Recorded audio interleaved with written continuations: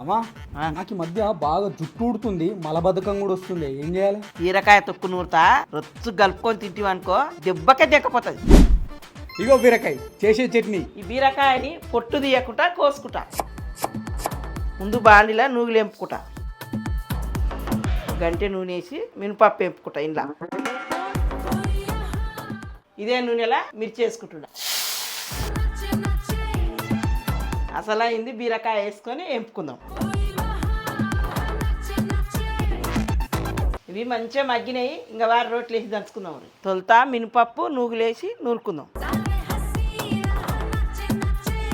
ఇంట్లోనే కొన్ని ఎల్లిగడ్డలు వేసుకుందాం. ఇప్పుడు ఎంపుకున్న పచ్చిమిర్చి వేసుకుందాం. ఇంట్లోనే బీరకాయ కూడా వేసుకుంటున్నా.